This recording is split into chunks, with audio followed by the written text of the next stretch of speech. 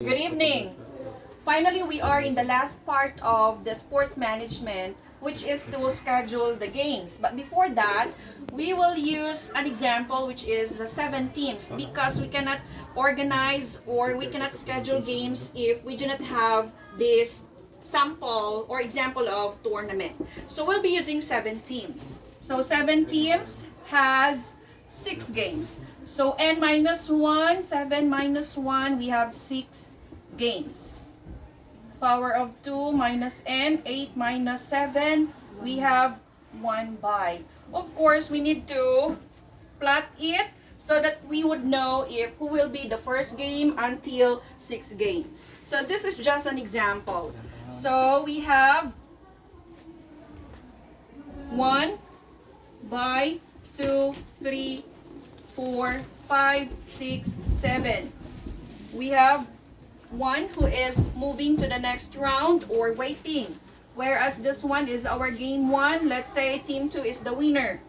Our 4 and 5 is our game 2. Let's say team 5 is the winner.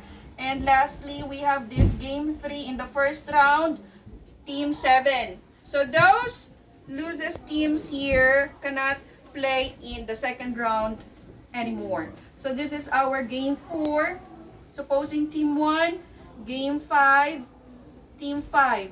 And lastly, we have the 6 games, or game 6, team 1. So meaning the champion is team 1. So after which, let's do the summary. So we would know if who's game 1 here, although we can proceed right away to the game scheduling.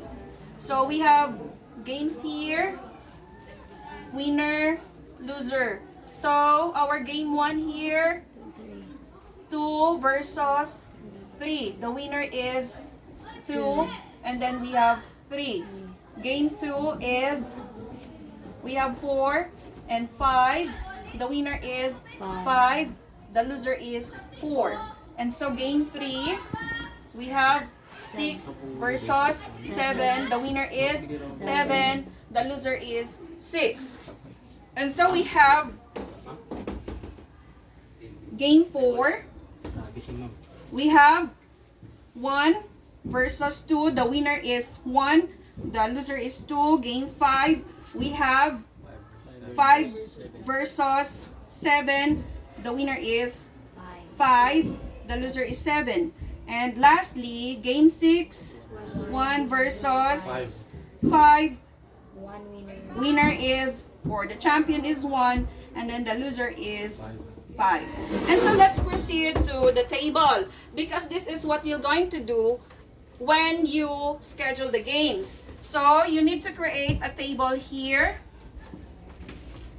Okay, so the first column on top, or the first row, is this is for the events and for the time, and to be followed by the schedules. So let's divide this here. Okay.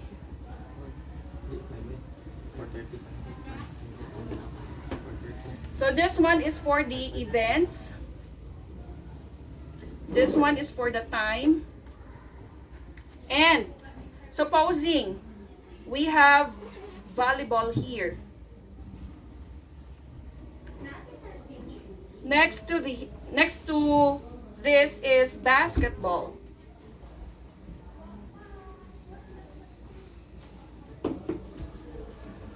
Next is soccer.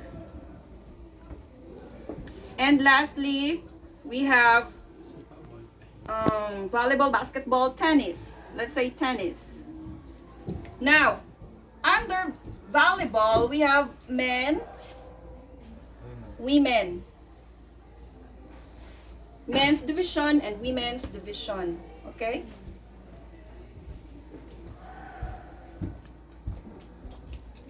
Men,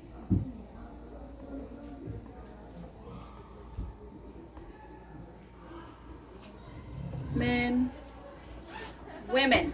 Now, after which we will divide this table volleyball into different rows. So first row is, we need to indicate the time here.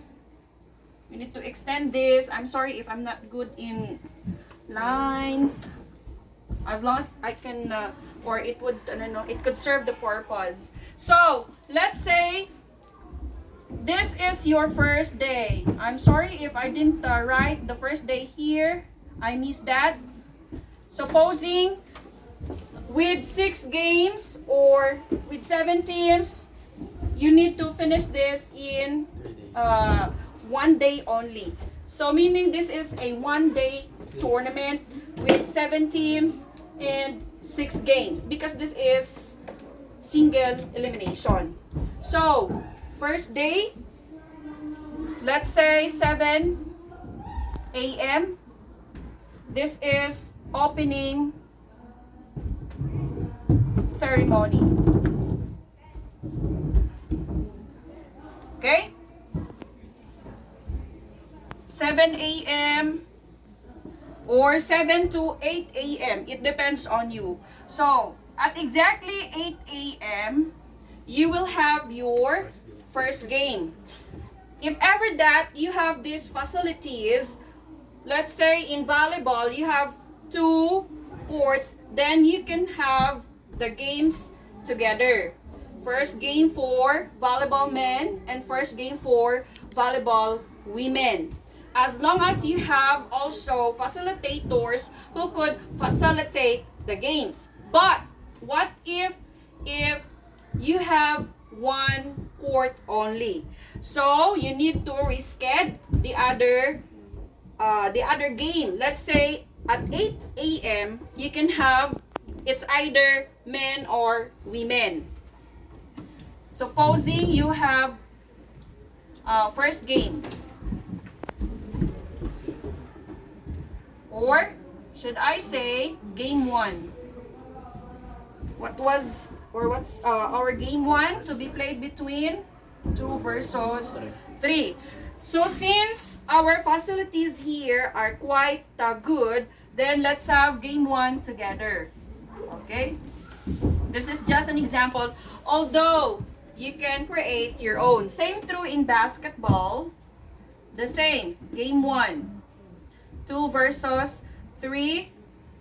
2 versus 3. Let's say that the facilitators in volleyball and basketball are not available. So we do not have first game here in soccer. But how about in tennis? Let's say facilitators are available. So we can either game 1 here, since we have 2 courts in tennis, 2 versus 3. Okay. But in soccer, I think we need to reschedule that in here. So game 1, 2 versus 3. 2 versus 3. Now, we are done in our game 1. So this is, let's say, 9 a.m. 9 a.m. So meaning every game has 1 hour. Okay? Or 1 hour. Now, let's say 10 a.m. Supposing the same with what we've done in game 1. So this is our game 2. 4 versus 5. The same.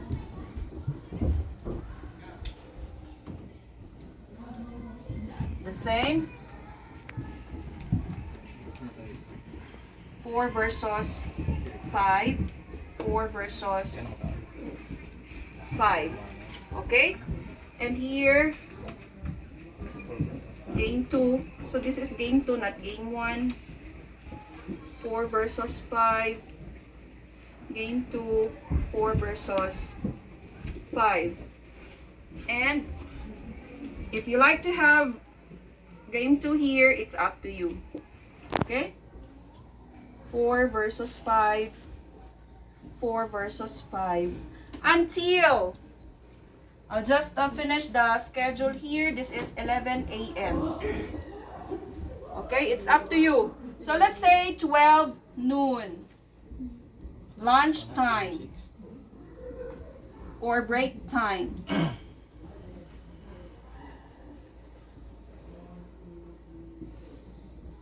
So since it's one day tournament,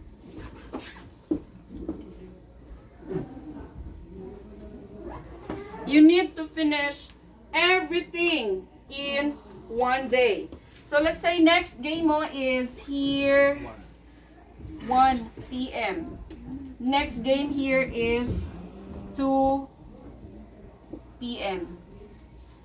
So let's say in the third game, you could either have a soccer, basketball, and tennis. It's up to you, okay? And let's say, how many games here? 6 games. Until, as long as you have good facilities here, then you can play until nighttime. So, let's say at 7 p.m. awarding ceremony. Okay? So that's how you schedule the games.